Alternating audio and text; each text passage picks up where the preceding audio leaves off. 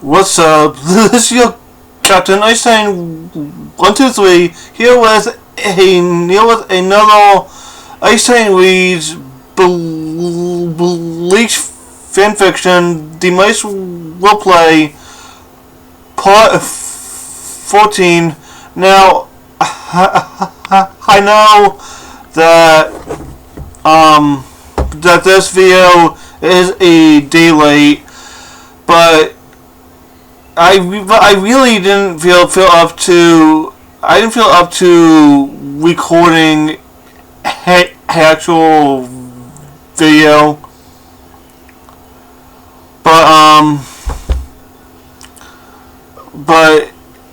but that's mostly because of personal reasons that I really don't feel like getting into. If you personally know me, you already know why. But yeah, let's get into this fanfiction chapter.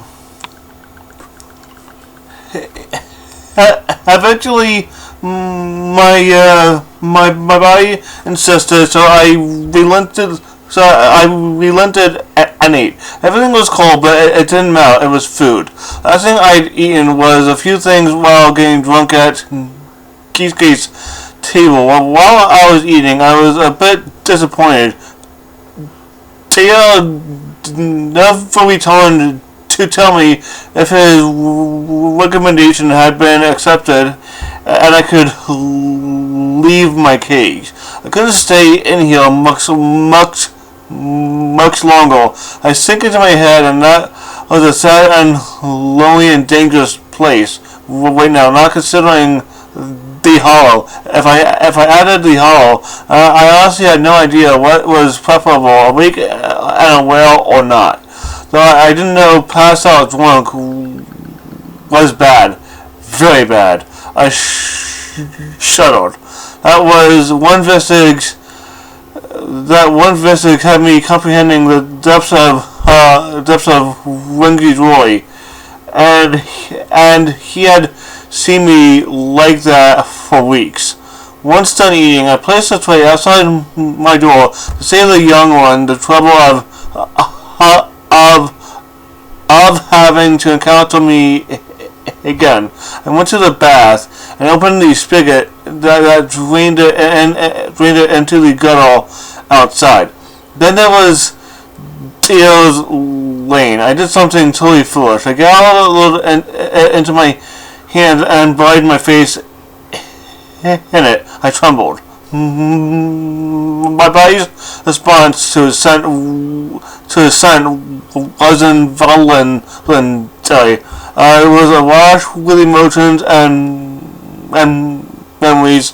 I telling myself that it hadn't been a good idea since there was way too much unresolved between us. So I went and hung it on the back of one of the shelves. Wasn't like him to forget such a thing. There was no way he hadn't known he left shirtless. I giggled to myself, thinking of all the gawking faces. Tia was quite pleasant to look at under normal circumstances. He had diagnosis, but had never married during his centuries as Wafani. While I'd never argued with my betrothal to him, both from duty as well as love, I still knew how meaningful his acceptance of the arrangement was, even if his reasons weren't nearly identical to mine. Even though I did not know my family, others did, and for for me to become the mate of Wafani and to join whichever family of the Chiasak I was from, the Soichanta had not all the houses pleased. Decisions often come hele were absolute without appeal. So, like I said, they all that's pretty much the central 46. You know, whatever they say, not even a captain then can actually, can actually really change it. They are the absolute judge. They are the judge kind of joy, pretty much. So the betrothal had been accepted, like Mullen's hands. She's of course talking about Kisuke being involved in the creation of Kurosaki. She's of course referring to basically binding Ishin's power to Masaki to keep the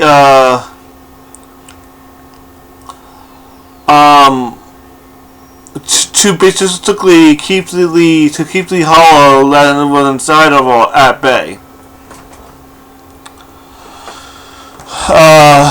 Being involved in the creation of Kurosaki, I was someone was also thinking of just what sort of being was possible within the offspring of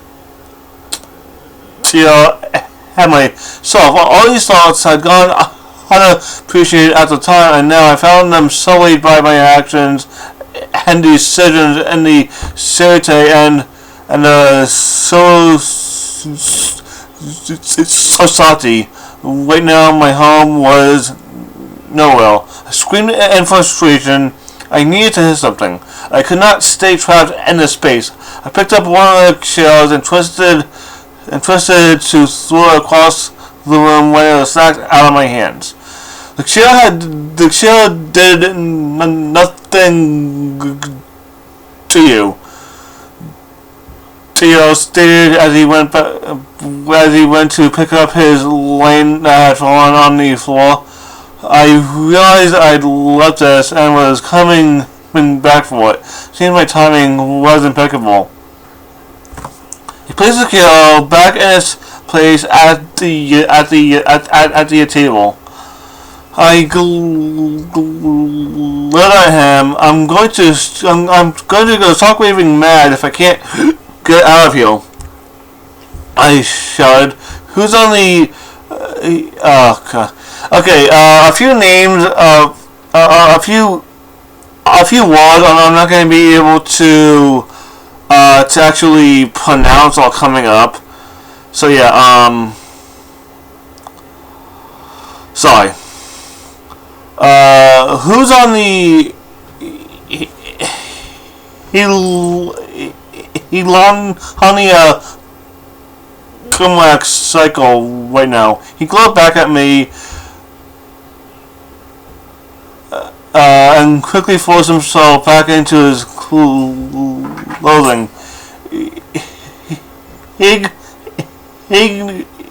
Ignition is all forms of Glasgow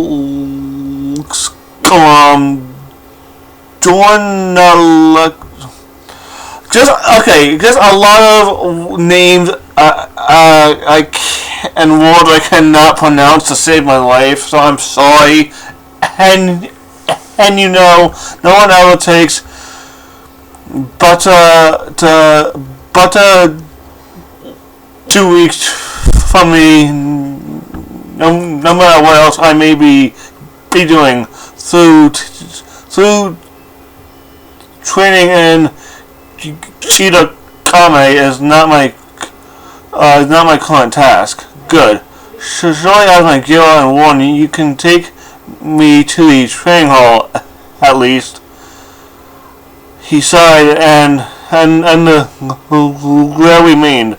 I am neither your jail nor your warden. Really? You're the only person I've seen other than that terrified child in nearly 2 days. Am I free to go where I wish in the spiel? No. Folding my arms across my chest, planting my feet, not taking my eyes from him. He just proved my point for me. I didn't know the answer before I even asked him. Of course they weren't going to let me wander about. I was no longer a log length. I had been compromised in many ways. I was barely Diablos any longer.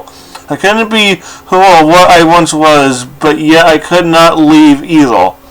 He had to understand why I was so restless. I known one thing my whole life, then it had been altered dramatically. And it was in a place with people intimately familiar, and I found no solace. If I allowed myself to succumb to the torment of emotion again, I'd only start crying and become a semi-permanent fixture in my bed. So shall we go then, or am I to remain caged in this space until the horror has its way with me again? I demanded. He sighed again and closed his eyes a moment. This isn't a good idea. I don't care what you think. I know very damn well you don't. You've made that abundantly clear. He snaked around behind me before I could blink. He grabbed the back of my mantle and the lane in one huge fist and the waist of the skirt and pants in the other. Lifted me off the floor and tossed me out the door. Too late, I realized they are on my walls. Even attempting to apologize now would be futile. I stood frustrated of the pains from the night of my arrival, tried to dust myself off and straighten my clothes. Before I could, he lifted me up off of the ground again, and saw nothing but far behind his eyes as I strained to look at him over my shoulder. I was horror-struck with shame with the expression I caught on the faces of those we passed. I was somewhat grateful we were in Cheetah Kame, so I wasn't being humiliated again in full public. I was genuinely fighting of him for the very first time. I never once experienced him this angry. He stalked back 5 steps when I realized where we were going. He's taking me where I'd asked, the training hall, and it was going to be most unpleasant. First, I got tossed through another door, and I barely gotten back on my feet when a sail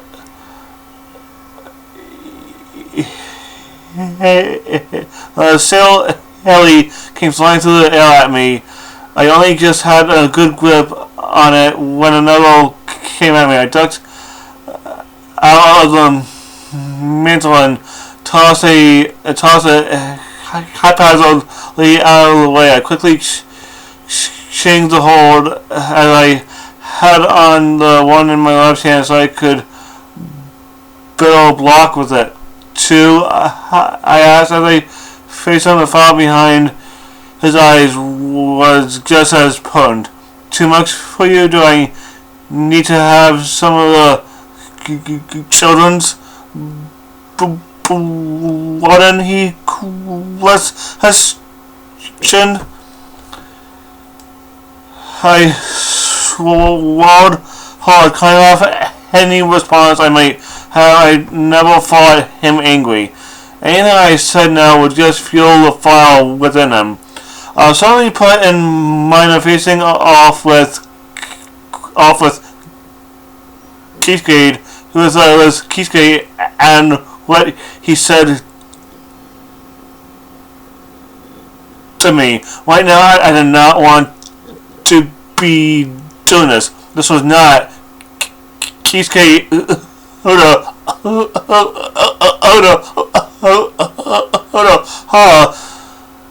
This was Tia Shanta, finding of the to the spiel, which is pretty much a captain. That's what it is. He knew what I was capable of as well as he knew himself, and he was not going to back down. If I showed any sign of not being as fully committed as he was, his intensity would only increase. He spun his sail hilly easily in both his hands as he closed the small distance between us. It had been so long, the thudding of the hawthorn scent, most painful vibrations through my arms into my shoulder that I blocked. I knew for the most part that was all I could do, simply block and try not to let his blows land. It was where I could get hits in on him right as I finished that thought. I was facing the improbable. He was angry, so he wasn't concentrating properly. After I blocked about 6 concurrent attempts, I ducked as he came at my head, and he overreached. I took that moment to focus all my strength into one blow. Was both sail illy into the ribs under his left, his weaker arm, and then tumbled away from him. He growled in pain, and he almost dropped the sail illy in his left hand.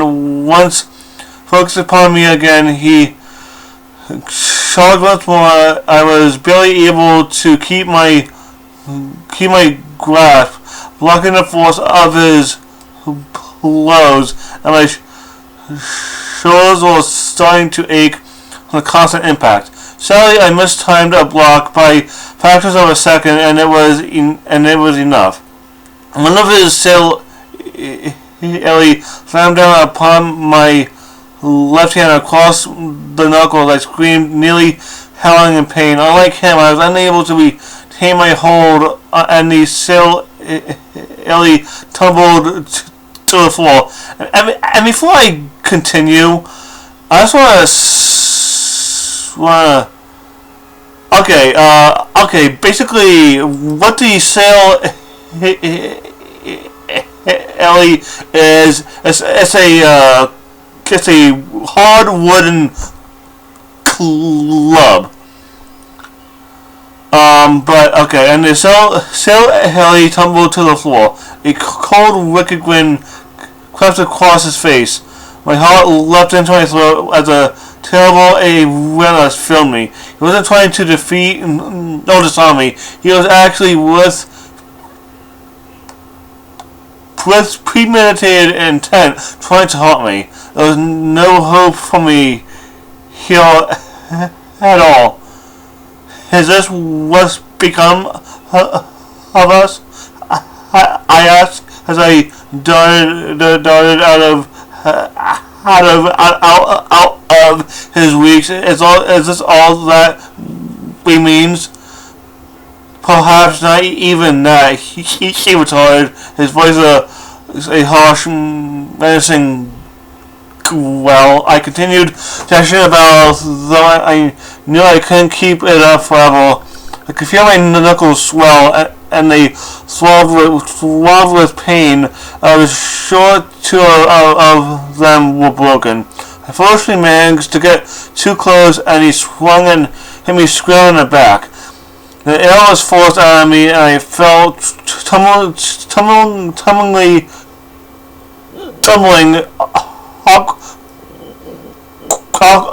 awkwardly forward. I rolled over quickly as I could, but I wasn't remotely fast enough. He shrouded me before I even shifted my weight to stand, and pinned both arms to my side with his thighs. I met his eyes, and against even a small hope, there was only fierce determination and no hesitance staring back at me. I steeled myself for a strike to my head that would render me unconscious. His hand spun the sail alley once more, and his arm moved. Right then, a pair of feet struck him in the chest, knocking him off balance and off of me. Feet landed perfectly and planted upon the floor. I looked up to see the back of Midriad. It was a fascinating ton of wolves. She had not come alone. As Teal moved to engage her, I saw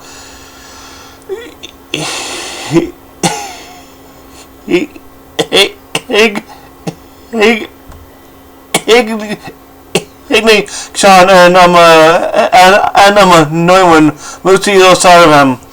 I was concerned for a moment he might actually decide to fight them, or just to try, just to get to me, which he was perfectly capable of doing, and succeeding. Instead, he expelled a sound of disgust and tossed his sail forcefully toward me. Media managed to deflect one, but the other came down hard onto my right shin. I watched the grin form on his face once more as I grimaced and gasped. He then spun on his heels and he lumbered out of the hall. I found myself thankful for the damage to my hand that I could scream and cry and have those present think that was the cause. It was nothing of the sort. So very much worse than when Renji walked away from me. I had no idea what Madriad was saying to me as she examined me in my left hand. No physical pain could ever hurt like my heart and soul were now. For the very first time, I found myself wishing I had not resisted, not fought with the hollow at all. What point had there been in so doing? Somewhere in the dark recesses of my mind, I heard laughter, horrible, distorted, and warping and cutting guttural laughter. Only this time it was aimed at me. Okay, and that's the chapter. Alright, so obviously, from this chapter, you can actually guess TL is still a little sore. He's pissed. You know, he's pissed that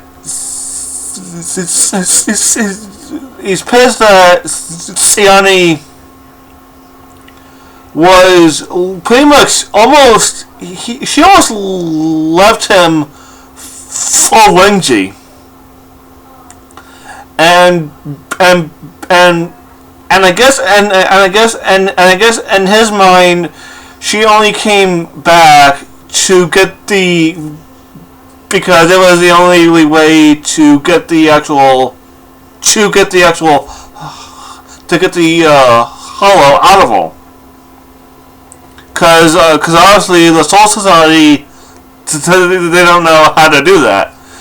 Which actually would be a very good thing, but at the same time, but of course, plot. The plot's not gonna let that happen. But yeah, so I'm guessing, he's pissed at several things, and he pretty much took it out on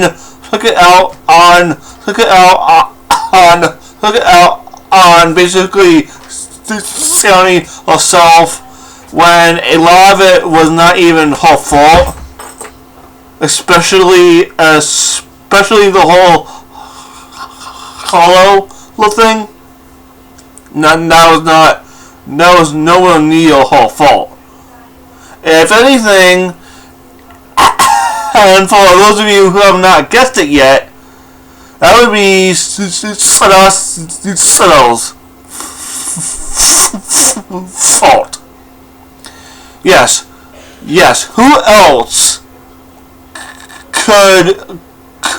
could fuck around with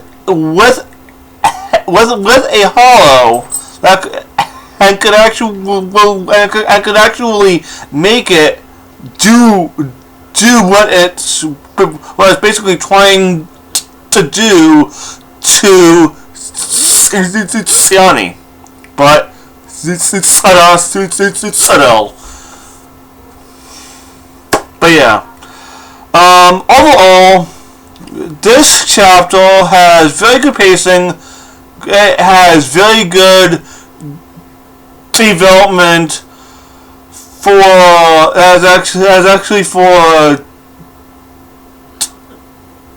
Theo's character, plus also more development for basically both Siani plus also Theo. But yeah,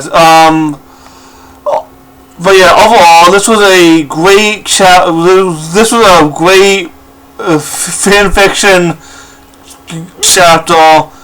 So that's all I have to say for this actual video. My actual live action / review for My Hero Academia should be out later, like around 10ish. So look for it then. But yeah, that's all I have to say for this actual video. I got the hiccups. Sorry. That's all I have to say for this actual video. Be sure to like, comment, subscribe, share my channel with your friends. Let's see your captain. Icetitan 1, 2, 3. Signing out. Peace.